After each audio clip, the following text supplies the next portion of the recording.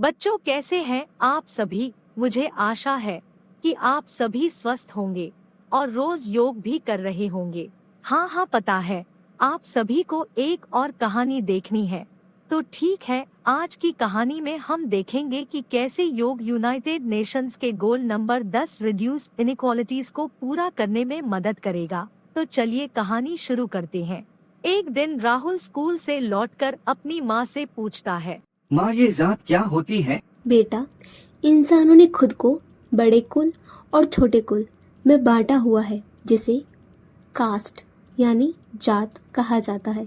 जैसे कि ऊंची जात वाले और नीची जात वाले यानी high caste and low caste. और ऊंची जात वाले वो कभी छोटी जात वालों को अपने घर नहीं आने देते हैं, ना ही उनके साथ उठते बैठते हैं, ना ही उनके हाथ का कुछ खाएंगे और उन्हें हमेशा अपने से दूर रखते हैं। तो माँ, हमारी कौन सी जात है? बेटा, हम लोग ऊंची जात में आते हैं यानी कि हाई कास्ट। और ये रामू काका? ये छोटी जात में आते हैं यानी कि लो कास्ट। तो माँ, ये जो रामू काका हैं, आप इन्हें घर पर क्यों आने देती हो? हम इनके हाथ का बना खाना क्यों खाते हैं? इन्हें हमारे घर से बाहर भेजिए। बेटा, ऐसा नहीं कहते हैं, वो भी एक इंसान है हमारी तुम्हारी तरह। वो तो अपने घर को चलाने के लिए हमारे यहाँ काम करते हैं बस। नहीं माँ, आप इन्हें घर से जाने को कहो। हम ऊंची जात वाले हैं और ये छोटी जात वाले हैं। मैं इनके हाथ का बना कुछ भी नहीं खाऊंगा आज से, अगर आपने इन्हें जाने को नहीं कहा तो। बेटा चलो, मैं तुम्हें एक कहानी सुनाती हूँ जिससे तुम ये भेदभाव की भावना को अपने दिमाग से निकाल सको। एक गांव में अलग अलग कास्ट के लोग रहते थे।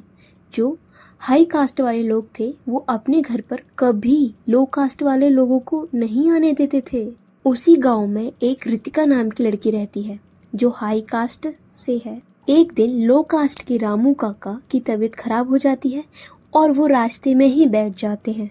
रितिका अपने घर से बाजार जा रही होती है, तभी वो रामू काका को इस हालत में देखती है। इस हालत में देख के उन्हें अपने साथ अपने घर ले आती है और उन्हें दवाई देती है और आराम करने को बोल देती है। तभी रितिका के पापा आ जाते हैं और वो रामू काका को देखकर बोलते हैं, तुम घर के अंदर कैसे आ गए? माँ, देखा आपने, रितिका के पापा ने रामू काका को निकाल दिया ना घर से, इसीलिए मैं आपसे कह रहा हूँ निकालने के लिए। नहीं बेटा, कहानी पूरी तो सुनो। तभी पीछे से रितिका बोलती है, पापा मैं लेकर आई हूँ इन्हें घर, क्योंकि इनकी तबीयत ठीक नहीं थी और ये बीच रास्ते पर ही गिर गए थे। तो रितिका के पापा कहते हैं, तो क्या हुआ, बाहर वहीं कहीं बिठा देती, घर क्यों लेकर आई? तुम्हें पता नहीं है कि ये लो कास्ट वाले लोग हैं? रितिका बोलती है, पापा ये कास्ट तो हम इंसानों ने खुद बनाई है अपने आप को बड़ा और छोटा दिखाने के लिए। भगवान ने तो सिर्फ इंसान को बनाया है ताकि वो सही एक साथ मिलकर रह सके, लेकिन हम इंसान को नहीं, उनकी कास्ट देखकर उनसे बात करते हैं। तो पापा पूछते हैं, रितिका ये सब तुम कहाँ से सीख रही हो, इतनी बड़ी बड़ी बातें? रितिका बताती है, पापा मैंने अपने स्कूल में अष्टांग योग के बारे में पढ़ रही हूँ और उसे फॉलो भी कर रही हूँ। पापा पूछते हैं, क्या पढ़ रही हो अष्टांग योग में? तो रितिका बताती है, अहिंसा और स्वाध्याय। माँ, ये अहिंसा और स्वाध्याय क्या है? अहिंसा मतलब मन में भी किसी के बारे में बुरा नहीं सोचना, उसे तकलीफ न देना। स्वाध्याय मतलब खुद के बारे में अच्छे से जानना। तब रामू काका रितिका को बोलते हैं, बेटा तुमने बहुत अच्छी बात बताई है। अगर ऐसी सोच इस गांव के सभी लोगों की हो जाए तो इस गांव से ऊंच नीच जात का भेदभाव ही खत्म हो जाएगा। रितिका के पापा कहते हैं, आपने सही कहा रामू काका, इस बच्ची ने इतनी बड़ी बात सीख ली इतनी छोटी सी उम्र में, तो क्या हम बड़े लोग नहीं सीख सकते?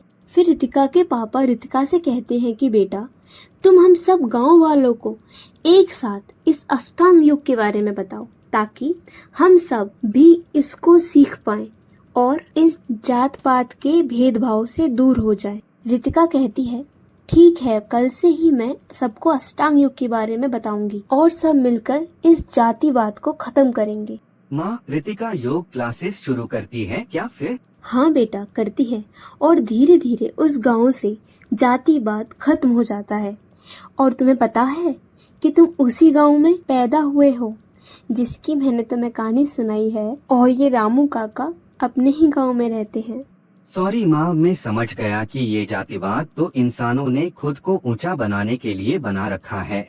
अब से मैं कभी भेदभाव नहीं किया करूँगा, और रितिका की तरह मैं भी कल से स्कूल में अष्टांग योग के बारे में पढ़ूंगा और एक बेहतर इंसान बनूंगा। तो आप बच्चों ने देखा कि किस तरह योग ने जातिवाद को खत्म करने में मदद की। ठीक इसी तरह योग जीवन के हर पहलू पर काम करता है। मुझे आशा है कि आपको ये कहानी अच्छी लगी होगी और आप भी जातिवाद को खत्म करने में मदद करेंगे और योग भी करेंगे। आप सभी बच्चों का धन्यवाद कहानी को देखने के लिए।